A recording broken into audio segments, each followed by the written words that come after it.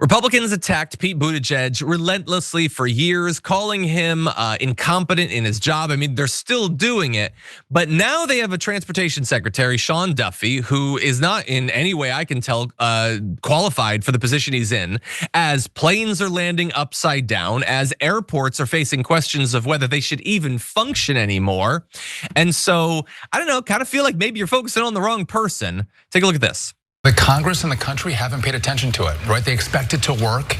And so now I think the lights are blinking, the sirens are turning, and they're saying, listen, we have to fix this, because what you see in Newark is gonna happen in other places across the country. Yeah, I don't know if that's just like a realistic promise, because he knows that he doesn't know what he's doing. The cuts of Doggy and all that have been devastating, even in terms of air safety. And so I guess it's just gonna spread all over the place, or if it's some kind of threat. I don't know, but I know that it's really bad. And in particular, people have been talking about Newark Liberty Airport. 3 system outages in less than 2 weeks, impacting hundreds of flights. Now, impact is a broad term. So you can have delays, you can have cancellations. That's really bad for people. But the sort of outages they've had have been much worse than that. They've lost contact with planes. They haven't known where the planes are as they're coming in for the landing multiple times in 1 week.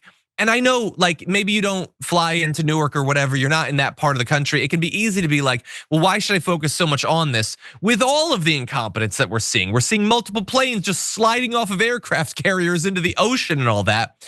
But this is serious.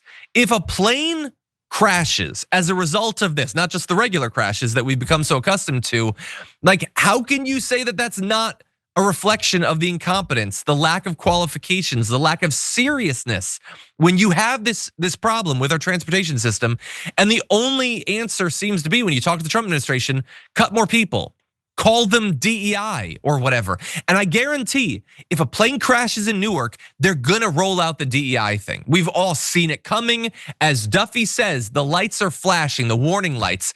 They're gonna try to distract you by just talking about race or maybe it's a trans person or whatever. But we should all be taking this more seriously, putting the funding that's needed into solving the problems instead of just distracting people with identity politics.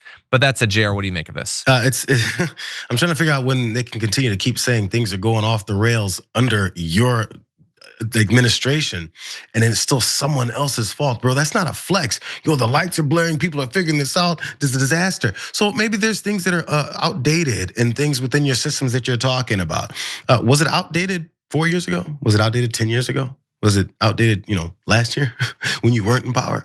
But these things weren't happening. What is it that's different? There's things that they're not pointing out that we're all seeing happening that are making this worse. So you can try and streamline the system, advance things that they were saying they're gonna do. Cool, fine, do all that stuff. But at the same time, why is it not working even at the same capacity that it was working just before? What are you doing? There's absolutely zero accountability for anything that goes on under their control of this situation. As you see it happen, they just go, it's someone else's fault. It's the guy that we told you to hate when you have no idea the real reasons to dislike the things that guy was about. Whatever they screw up right now in your face as people die and get injured or get afraid to even get on a plane, it's not our fault. So please get off my back. Yeah. How is that a respectful answer? Yeah, let's end just by putting up this graphic 4 to give you an idea of how serious Trump is taking this. So we have the 2 outages, and then he sends us a message. There's another outage after, but he says, graphic 4, air traffic problems caused by the incompetent Biden administration, as headed by, in this case, a total novice and political hack, Pete B. I will fix it again. He's saying that in May of 2025. It's not headed by Pete B. or Buttigieg or whatever. It's you, and you've been in charge for months now. And let's say you think he is a novice and a political hack. I was critical of him when he was chosen because he didn't have experience in the area of transportation. Okay, so you're gonna do it differently. You chose a dude that you saw on TV. That's what you chose him for. And that's what you choose everybody for. That's not serious, okay? And this is not a small thing. People's lives are on the line every day when it comes to these planes. And so we deserve better. We deserve better potentially than Duffy. We definitely deserve better than Donald Trump.